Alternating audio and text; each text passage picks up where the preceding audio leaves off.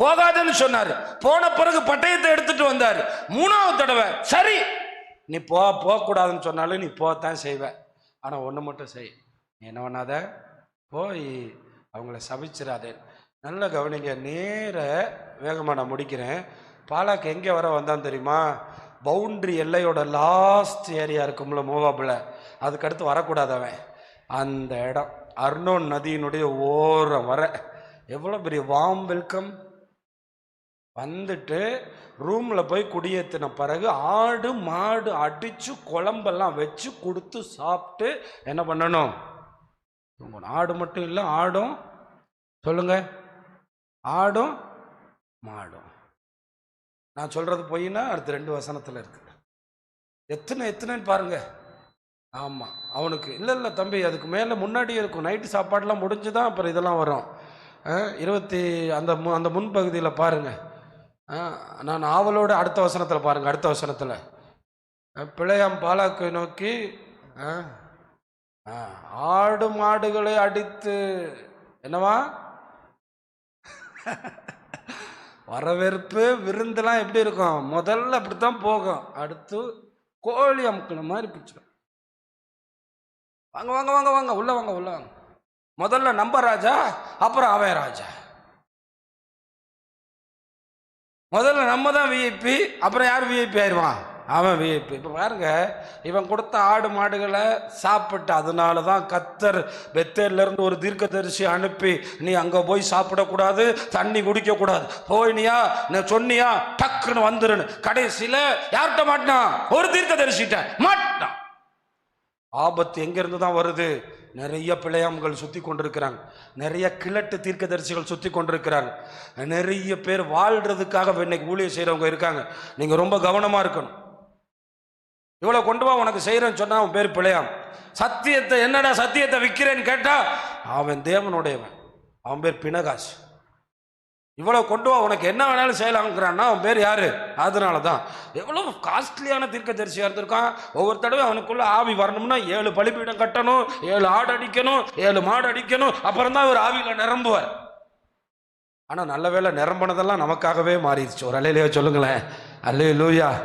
நிரம்பி நிரம்பி நிரம்பி அவன் மாடு வெட்ட, அவன் ஆடு வெட்ட, ஆசீர்வாதம் ஃபுல்லாக இஸ்ரவேலுக்கு. அப்படி கர்த்தர் இஸ்ரவேலை அளவில்லாமல் ஆசீர்வச்சார். நீங்கள் வேணால் படித்து பாருங்கள். உபாகமம் 23ஆம் அதிகாரம் 5ஆம் வசனத்தில் அற்புதமாக கர்த்தர் அங்கே சொல்லியிருப்பார். என்ன ரொம்ப தேவன் எவ்வளவு நல்லவர் பாருங்க. நம்மளை சபிக்க வர்ற பிழையாம்கள் என்ன மாதிரி ஆகுறாங்கன்னு பாருங்க.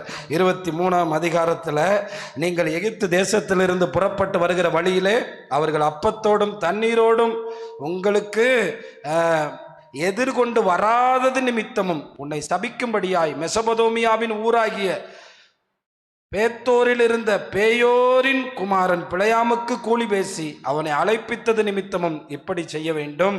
10 தலைமுறை 2 பேரும் உள்ளே விட்டுறாத. ஏன்னா அவங்க யாரோட கூலி பேசினாங்க?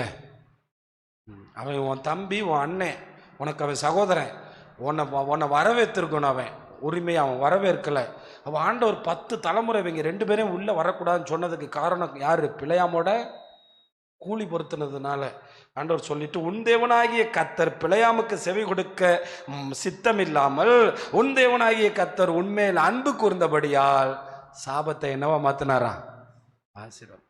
இப்போ பாருங்க, என்னாகமம் 24:1 பாருங்க. அவன் வாயில இருந்து பாலாக்க சந்தோஷப்படுத்துறதுக்கு வார்த்தையை கொண்டு வந்து பார்க்கிறான். ஆனா அவனால வாயில இருந்து பாலாக்கு ஏற்ற வார்த்தை வரவே இல்லை. ஏன்னா கர்த்தர் பிழையாமோட வாயை கண்ட்ரோல் பண்ணிட்டார். அதனால 24:1 பிழையாமே கண்டுபிடிச்சிட்டான், இஸ்ரவேலை நம்மளால ஒன்றும் செய்ய முடியாது. ஏன்னா நம்ம வாயில இருந்து பாலாக்குக்கு ஏற்ற வார்த்தைகளை என்ன செய்ய முடியல, சொல்ல முடியல. இதே வசனத்தை யோசுவா 24:10 சொல்லியிருப்பாரு. அப்ப 2 தலைவர்களும் கண்டுபிடிச்சது என்ன தெரியுமா? பிழையாமையே உங்க கைக்கு தப்பு வச்சு பிழையாம மூலமாகவே உங்களை என்ன செஞ்சாரு? ஆசீர்வதிக்கவே ஆமாம், அதனால தான் நீங்கள் ரொம்ப கவனமாக இருக்க வேண்டிய விஷயம். உங்களை சபிக்கிறவனையே கொண்டு உங்களை மிகப்பெரிய ஆசீர்வாதத்தில் நடத்துகிற ஆண்டவர் இருக்கும்போது எவனோ ஒருத்தன் இடையில வந்து நிற்கிறவன்ட்ட நம்ம தலையை கொடுத்து அடிமையாகலாமா? நம்மையே அவனுக்கு ஆசீர்வாதமாக கர்த்தர் வச்சிருக்கிறாரு. அதை நீங்கள் நல்லா கவனிச்சுக்கிறாங்க. அப்போ இங்கே என்ன நடந்துச்சு? எல்லாம் முடிஞ்சு இஸ்ரவேலை ஆசீர்வச்சிட்டு போயிட்டான். அடுத்த வசனத்தில் 25ஆம் அதிகாரம் 1ஆம் வசனத்தில் பாருங்க என்ன நடக்குதுன்னு. இஸ்ரவேலர்கள் சித்தீமிலே தங்கி இருக்கையில் ஜனங்கள் மோவாபின் குமாரத்திகளோடு என்ன பண்ணாங்க? சில வசனங்கள் தாண்டி 24,000 பேர் செத்துட்டாங்க. நல்ல கவனிங்க. திருச்சபையில் இருக்கிற பிள்ளைகள், வளருகிற பிள்ளைகள், குடும்பங்களை உண்டாக்க போகிற பிள்ளைகள், சந்ததிகளை உருவாக்க போகிற பிள்ளைகள் எல்லாருக்கும் சொல்கிறேன், சபையில் விக்கிரக ஆராதனையினால் சாகிறவங்க கொஞ்சம் பேர் தான். ஆனால் கானான் வரைக்கும் வந்து சாகிறவர்கள் தான் சொந்த பந்தம், அந்நிய நுகம் திருமணத்தில் தான் அதிகமான பேர் கானானை இழப்பார்கள். ஆனால் ஒரு பினகாஸ் தான். இன்னைக்கு எல்லாரும் சொல்கிறது அந்த சபை செய்யலையா, அந்த பாஸ்டர் செய்யலையா? நீங்கள் பார்க்க வேண்டியது இங்கே தான். ஆனால் அந்த குடும்பம் நல்லா இல்லையா, அந்த அவங்கெல்லாம் போய் சூப்பராக இல்லையா, அந்த அவங்க போய் உங்களுக்கு வெளிச்சம் வேதம் மட்டும்தான். ஆனால் அந்த பாஸ்டர் செஞ்சு வைக்கலையா? ஒரே ஒரு பினகாஸ் தான் இருப்பான். ஒரே ஒருத்தன் தான் தேவனுக்குரியவன் இருக்கலாம். ஒரு எலியா தான் இருக்கலாம், ஒரு எலிசா தான் இருக்கலாம். அதனால நீங்கள் வேதத்துக்கு வெளியே ஆட்களை தேடக்கூடாது. எங்கே தேடணும்? வேதத்துக்குள்ள. இதிலிருந்து நீங்கள் கற்றுக்கொள்றது, எப்போ பிசாசு உங்களுக்குள்ள ஒரு காரியத்தை போட்டு உங்களுக்குள்ள விதைச்சிட்டானோ, அப்புறம் எந்த கூட்டத்தில் வந்து எவ்வளோ பிரசங்கம் கேட்டாலும், பட்டயத்தை பிடிச்சிக்கிட்டு நின்றாலும், நீ அவனை சபிக்க கூடாதுன்னு சொன்னாலும், பிழையாம் செஞ்ச 3 காரியம். அவன் தேவனை விட பணத்தை நேசிச்சான், அவன் இஸ்ரவேல் ஜனங்களை அழிக்கிறதுக்கு தேவன் அவனை அனுமதிக்கலைன்னு தெரிஞ்ச உடனே சற்பனையை உண்டு பண்ணி விட்டு போனான். சற்பனைனா என்ன தெரியுமா? காதுக்குள்ள சொல்றது, ரகசியம்.